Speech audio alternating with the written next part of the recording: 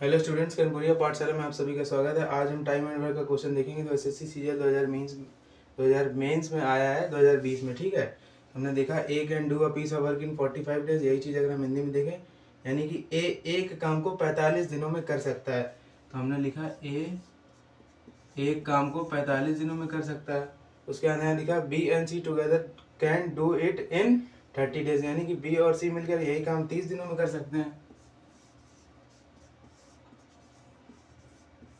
तो यहाँ से हम अपना टोटल वर्क निकालेंगे। तो टोटल वर्क हमारा आ जाएगा 90।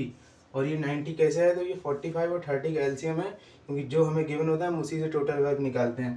तो ये जो हमारा टोटल वर्क आया है, यहीं से हम ए की क्षमता यानी कि ए की इफ़िशियंसी निकाल लेंगे, और यहीं से हम बी और बी प्लस सी की इफ़िशियंसी निकाल लेंगे। तो इनकी इफ़िशियंसी 2 और 3 आई, यानी कि ए एक दिन में 2 यूनिट काम करता है और टोटल 90 यूनिट काम है।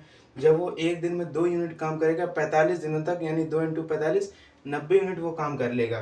वही चीज़ यहाँ पर भी है, जब ए बी प्लस सी एक दिन में 3 यूनिट काम करते हैं और वही काम वो 30 दिनों तक करेंगे। ऐसे ही 30 दिनों तक करेंगे तो 90 यूनिट काम पूरा हो जाएगा।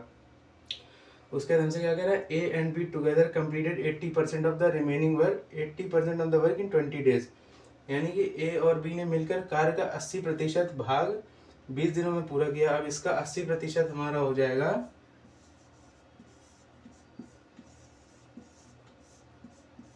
अब आप काटा पीटी करेंगे तो आपका 72 आएगा। अगर आप इसी को शॉर्ट में करेंगे तो 90 का 1% 9 हो जाएगा, और 9 का 80 यानी 9 इंटू 8, तो मतलब सॉरी 9 का 90 का 10% हमारा हो जाएगा 9। तो वही 10 का अगर हम मतलब 10 ये 10% हो गया, 10 इंटू 8 अगर हम करेंगे 10 इंटू 8 80, तो यानी कि ये हो जाएगा हमारा 80 मतलब 72%।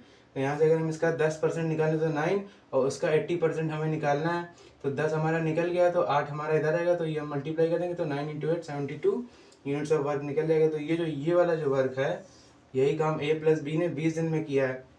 तो हम यहाँ से निकालेंगे efficiency of A plus B.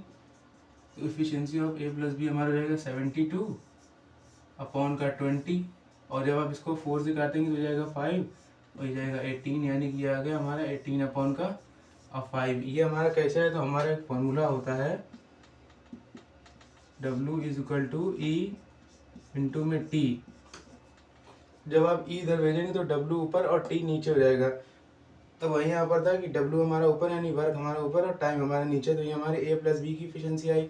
अब यहीं से अगर हम बी की इफिशियंसी निकालें, क्योंकि हमें ए की तो इफिशियंसी पता है, जब ए की पता है तो इफिशियंसी ऑफ बी हमारी ए आ जाएगी, हमारा मतलब बी आएगी।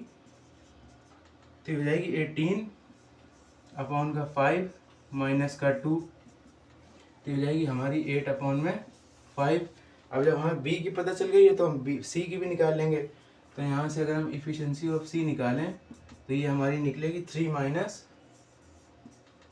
8 अपॉन का 5, तो हो जाएगा 3 5 15 माइनस 8, यानी कि 7 अपॉन 5 हमारी इफिशियंसी ऑफ सी निकल आई। हमसे कह रहा है, हाँ, how many days will C alone take to complete 70% of the remaining work, यानी कि जो ये 18 है, मतलब नहीं 18 नहीं है, जो 72 यूनिट्स ऑफ वर्क था इतना हमारा हो गया। तो 90 में से जब 72 यूनिट्स वर्क हो जाएगा तो हमारा रिमेनिंग वर्क कितना आएगा, तो हमारा जो रिमेनिंग वर्क आएगा वो आएगा 18 90 माइनस का 72, यही होगा। अब इसका हमें कितना करना है, 70% करना है। जब आप इसका 70% निकालोगे तो ये हो जाएगा 80 अपॉन का 70 अपॉन का 100, ठीक है। ये जाएगा हमारा 9 और ये जाएगा हमारा 5, तो हो गया 63 अपॉन में 5। इतना यूनिट काम हमें कराना है किससे, सी से। ये वाला जो काम है, ये वाला, ये 70% ऑफ द रिमेनिंग वर्क हुआ, ठीक है। यहाँ से तो हमें इतना काम हम यहाँ से लिखेंगे, टाइम ऑफ सी बराबर में हमारा फॉर्मूला रहेगा वर्क अपॉन में इफिशियंसी ऑफ सी।